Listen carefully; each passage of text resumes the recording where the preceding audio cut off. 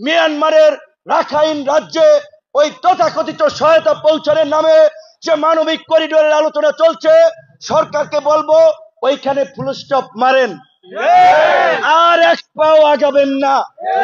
আপনাদের প্রতি আমাদের সমর্থন আছে, ভালোবাসা আছে, তার মানে এইটা নয় আপনারা যা ইচ্ছা তাই করবেন আমরা মেনে নেব। গণ অভ্যুত্থানের অংশীদার রাজনৈতিক দল সমূহকে বলবো, বন্ধুগণ, নির্বাচন কবে হবে আমরা কিন্তু জানি না। আমরা রাষ্ট্র সংস্কার চাই। প্রফেসর ইউনূসের প্রতি আমাদের পরিপূর্ণ শ্রদ্ধা ভালোবাসা আছে, তবে সামগ্রিক পরিস্থিতি আমার কাছে বেশি সুবিধার মনে হচ্ছে না। পরে মিলাই নেবেন, অসুবিধা কোথায়। আমরা আজকের এই শ্রমিক সমাবেশ হলেও আমরা একটা কথা বলতে চাই, দেশের স্বাধীনতা সার্বভৌমত্বের উপরে ঝুঁকি তৈরি হয় এমন কোন সিদ্ধান্ত অন্তর্বর্তীকালীন সরকার কিংবা কোন সরকারকে আমরা নিতে দেব না। বাংলাদেশের কক্সবাজারের ভূমি ব্যবহার করে মিয়ানমারের রাখাইন রাজ্যে ওই তথাকথিত সহায়তা পৌঁছানোর নামে যে মানবিক করিডোরের আলোচনা চলছে, সরকারকে বলবো ওইখানে ফুল স্টপ মারেন, আর এক পাও আগাবেন না। আপনাদের প্রতি আমাদের সমর্থন আছে, ভালোবাসা আছে, তার মানে এইটা নয় আপনারা যা ইচ্ছা তাই করবেন আমরা মেনে নেব।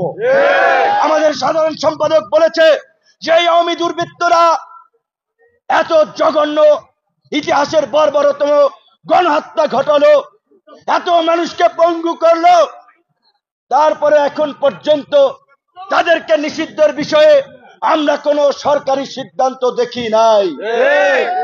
আমরা পরিষ্কারভাবে সরকারকে বলতে চাই, অনতিবিলম্বে এই গণহত্যাকারী রাজনৈতিক দল আওয়ামী লীগকে নিষিদ্ধ করতে হবে।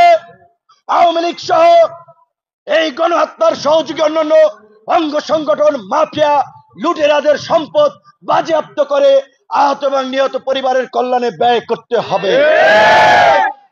কথা সত্য, কোন কোন উপদেষ্টার মধ্যে আপোষকামী মনোভাব আমরা লক্ষ্য করছি। তারা ওই প্রশাসনের সাথে মিলে রিফাইন্ড আওয়ামী লীগ নামে একটা আওয়ামী লীগ এখানে আনতে চাচ্ছে।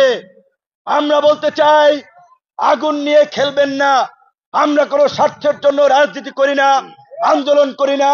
তবে একটা বিষয় পরিষ্কার, আওয়ামী লীগের প্রশ্নে গণ অধিকার পরিষদ বিন্দু মাত্র ছাড় দিবে না।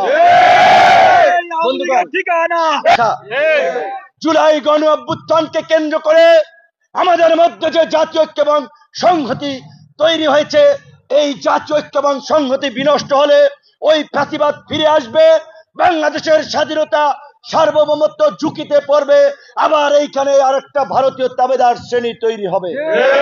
কাজী গণ অধিকার পরিষদ এই গণ অভ্যুত্থানে তার অবদান কি সেটা আপনারা জানেন, কিন্তু দুঃখ লাগে, কষ্ট হয়, উদ্বিগ্ন হই এখনই যখন মাঝে মাঝে শুনি গণ অধিকার পরিষদের নেতা কর্মীদের সাথে কোথাও কোথাও ঝামেলা হচ্ছে, প্রোগ্রামে বাধা দেওয়া হচ্ছে। ধরাকে সরা জ্ঞান মনে করবেন না। নির্বাচনের তাল ঠিক নাই, নির্বাচন কবে হবে কেউ জানে না।